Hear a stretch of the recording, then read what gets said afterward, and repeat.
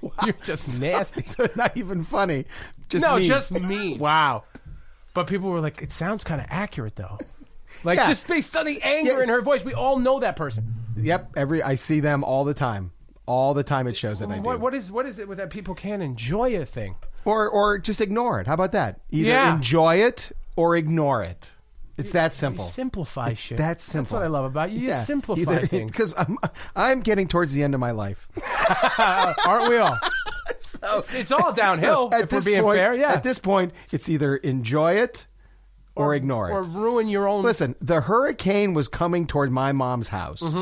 And I called her and I said, listen, you probably need to evacuate. My brother's going to come down and he's going to get you out of there. And she said, okay.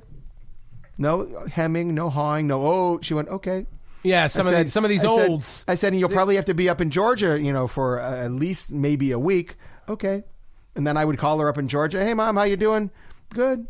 I'm fine. I'm sitting here. Nothing I can do about it. See, that's a smart... Either I'll have a house or I won't have a house. That's Either a smart way to approach it, because you can either object till you're blue in the face and just give yourself agita and poison yourself, or just go, all right. My favorite were the people on Facebook that were like, who lived in the path of the hurricane, and they were not evacuating. We're not going. We're not leaving. And then all their posts were, oh my God, I'm so scared. I don't know what to do. What's going to happen? Well, you probably should have fucking left 3 days ago. Yeah. And then you wouldn't be putting these stupid posts you were warned. on Facebook. You were warned. You were warned. It's not like it's something even if showed you were up. deaf. Right. Even if you were deaf.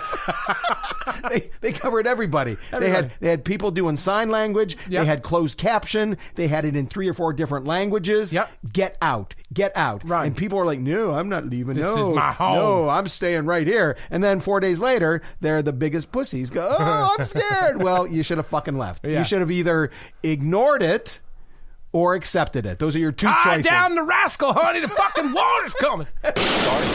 5, 4, 3, 2, 1, and liftoff. This is The Five with Smith and Milano. Houston, Atlantis, roll program. 5 topics, all funny shit.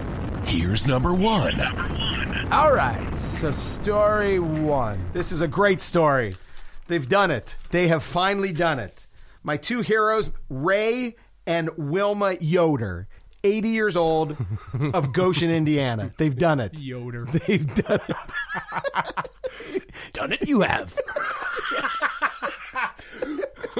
Indiana, you live. Where do you live in Indiana? Yoder. Indiana. Indiana, you live. Hoosiers. Go to way, Yoders. Hoosiers in Indiana. Do people even know that we're doing Yoda? We're not very good at accents or impressions. or voices. Anyway. Anyway. If this were an impressionist show, it would suck. We'd be on 1 week. Yeah. How was the impressionist show? They didn't do one. Right. They did maybe Yoda and maybe a black guy. Hey, Frank Caliendo started a podcast, really ran out of gas after the last 10 minutes. First 10 minutes. Yeah, they do Yoda and a black guy. Those are the only impressions. Arnold Schwarzenegger, Donald Trump. There's really 50 impressions in the entire world. Does Caliendo do a podcast? If he does, he's got to be fucking exhausted. Because every week, so then he ends up. Frank, who was that?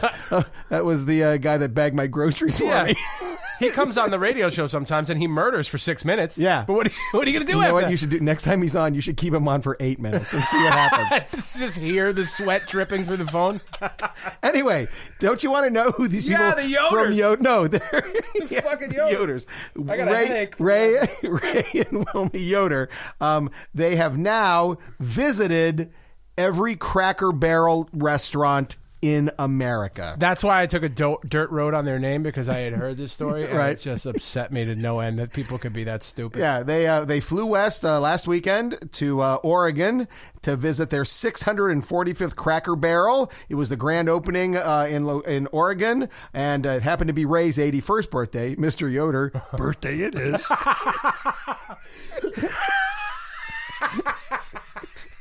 Ray, is today your birthday? Birthday it is. Eat cake, I will. but it's Cracker Barrel, so it would be gravy and biscuits. Anyway, God. Anyway, so they put up a sign, "Happy Birthday," and Ray had blueberry pancakes. Wilma had eggs and sausage. All expenses were paid by Cracker Barrel. Well, see, that's bullshit. Of course, you're going to visit a place. They're sponsored. If they're paying for everything, they're sponsored. I will go to every shit restaurant in America if people are paying me to go there. And that is a shit restaurant. I'll get back to that. Please continue. Although they began 40 years ago, their quest began 40 years ago when Ray delivered RVs across the country for coachmen. So even then he was getting paid to travel because he would have to deliver an RV to whoever bought it, and they would stop at Cracker Barrel on the way, and they liked the food and they liked the atmosphere, and they decided to visit every Cracker Barrel in America. And then his wife said she was scared, or she's not scared. And he said, "You will be. You will be." I fucked up the setup, though. But the best part is when I went into the Cracker Barrel, he was riding on her back. And she was doing flips. She was fascinated with his flashlight. And then they came out and the RV was covered in water. So he tried to lift the RV out. Anyway, their quest isn't over. They have two more next year. There's one opening in two more opening in Oregon. What is with Oregon and the Cracker Barrel? So one's opening in Beaverton, Oregon, and in Jansen Beach, Oregon. And so they're taking another trip out west very soon. Soon we travel to see Cracker Barrel. So the CEO of Cracker Barrel saw two old people killing themselves with their food. And they saw the finish line. And he's like, "I'm putting out two more." Here's the beauty, because once they visited the final two, they are then going to start and visit every heart specialist in America, trying to find a cure for eating a Cracker Barrel for over 40 years. Cracker Barrel is infuriating to me, and here's why Cracker Barrel is infuriating. I can never find the actual dining room because there's so much crap in the gift shop. So much to be pissed off about with Cracker Barrel. One, the food sucks. Big strike one. Number two is exactly what you're talking about. They have that tourist trap fucking souvenir shop in the front. That's all eye level for kids. It's all plastic junk that costs $6.99 a piece. Yep. And it just enrages me. Then they sell that stupid fucking furniture outside. They're trying to sell you shit before you even get to the crappy meal. And you're never in a Cracker Barrel by your own personal choice. You're on a vacation with a group of people that have made a group decision. You were outvoted, so now you have to sit through this shit. The last time Cracker Barrel came up, what I just said times 50 to my wife, and she's like, "You know what you need to do is calm down. All I mentioned was two words, Cracker Barrel, and you went crazy." How many times have you eaten a Cracker Barrel? Too many. Really? Because there was it was with my ex-wife's family. We used to go down to Myrtle Beach, and so I forget who in the group liked it. So once a year, we'd make the Mecca to the classiest place in America, Myrtle Beach. And we had to go to the Cracker Barrel like it was fine dining because I forget who wanted to go. Terrible food, terrible experience. I hate being outvoted on meals. We ended up, when my wife brought it up, I went on this whole Cracker Barrel rant. And I said, absolutely not fucking happening. And she's like, "Calm down, please. Take a breath. Where would you like to go?" I said, "Anywhere. Look around. Yeah. We'll eat at Exxon. I don't care." Then Red Robin appeared, like in the distance. And it looked like an oasis. We went right there. I like Cracker Barrel. Oh, no, you're part of the problem. No, and I'm just not going to. And I've only eaten at it a couple of times, but they make a pretty good sausage, biscuit, and gravy. You know what I've never seen at Cracker Barrel? What? Crackers! What about sitting at the tables? Everywhere. Dude, nothing but crackers go to that place. All crackers. I hate that fucking place. Unless they start to sponsor the Smith and Milano show, then you're going to hear some glowing reviews. And about we will Cracker Barrel. and we will sit and eat whatever they have to offer. Red Robin, by the way, was awesome. Red Robin is good. Yeah, Bob Evans is really good. I would take Bob Evans over Cracker Barrel. Isn't Bob Evans the one that doesn't serve alcohol? I think it is. Well, no. Why would they? Cracker Barrel doesn't serve alcohol either. No? Another strike. You need alcohol. You cannot sit at a table without someone serving you alcohol. And I only eat breakfast, so I'm not drinking alcohol in the morning when I'm driving on the road to a gig. Why not? It's available at diners. People do it at diners. Give me a 7 and 7 and fucking 2 eggs over easy. I want it now. You know, If I sit down for a meal and there's a check coming and I'm paying, I'm always drinking 100% of the time. we may have to do an intervention. I haven't had a drink in weeks, actually. But if I sit down for a meal, Really? I swear. Oh, the summer was too much. I had to dry out. Because all I can think about is having a martini tonight. That's all I can think about. Well, that's all I can't can think about, too. But I have to dry out. I started feeling my liver. I was aware of it. That's not a good thing. No, when you're walking and you're squeezing between things and your liver bumps the wall. That's different? Oh, no. When it's jutting out? Yeah, no, that's what I'm talking about. Sometimes you just got to dry out a little bit. When you wake up in the morning and you pull a muscle and you realize it's your liver shifting to the other side of your body. It's time. All right, now we got to plug our fantastic sponsors. First of all, our title sponsor is Treehouse Comedy Productions. We love Treehouse Comedy Productions. We do. We love them. Do you know that they've been around for 35 years? Brad Axelrod is actually the owner-operator and our partner in this podcast venture.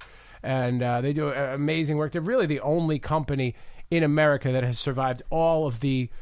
Like, when did stand-up comedy become a huge thing? I would say the 70s? Well, yeah, but the mid-'80s was really the boom. Explosion. So you got the Which makes Seinfeld, sense. Leno, all those people. Because he's been around for 35 years. It's the it's closing in on 35 years of comedy. It's the oldest and original provider of live comedy in Connecticut. He's booked everybody. Pick a famous comic, pick not so famous comics, From pick us funny to guys, sitting here in pick a not garage. so funny guys. Right. They've all worked at Treehouse Comedy Clubs. They have venues in Westport, Windsor Locks, Branford, North Haven, West Haven, and at the Fairfield Theater Company. Go to treehousecomedy.com for all upcoming shows or call the box office at 203-268-5857. This Saturday, September 30th, Carol Montgomery is going to be performing there. Carol Montgomery. Very yes. funny. Very funny. Very, very funny. So check her out. And if you want to hire R.C. Smith, which is me, to do a live stand-up appearance...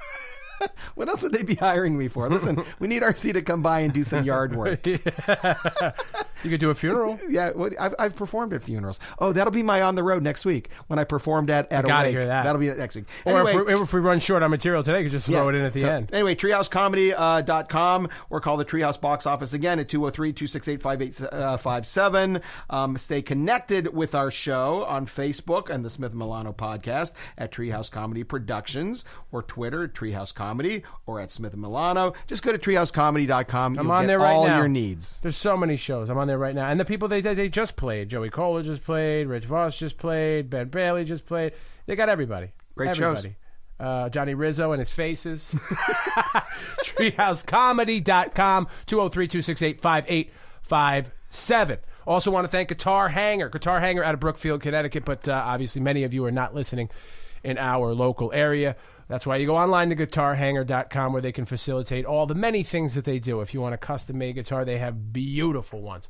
If you want any brand-name guitar, you can buy it there. If you want keyboard, drums, bass guitars, if you want strings, you want pedals, you want amps, they can hook you up with all of that. They do buy, trade, consignment, all of it. Lessons for any instrument. Your kid is in a high school band and you need to hook them up with a fucking tuba.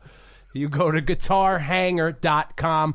Our buddy Rick Tedesco helped us out with our studio, did an amazing job, and he's going to do the same for you at Guitar Hanger, guitarhanger.com. And the rope break. We want to thank our brothers in pod. Our brothers in pod. The most regrettable words in the history of the English language. Our brothers in pod. So they sit and talk about shit. We sit and talk about shit. Right. This one is called Their The Rope shit Break. Is combat sports and wrestling. Yeah, they're a little more specific than we are. Sure. Because we just kind of, We're all over whatever, the place. whatever we come up It's with. a show about nothing. Anyway. This should be the show. This show, The Rope Break, is your only local source for news, opinions, and interviews revolving around pro wrestling and combat sports. Joey Etch, Ryan Baer. They have new episodes each week available on iTunes, Stitcher, and anywhere else you get your podcasts. Informative, funny, laid back, couple of guys talking about wrestling and combat sports. If you love that sort of a thing, that's the only place to go, is The Rope Break.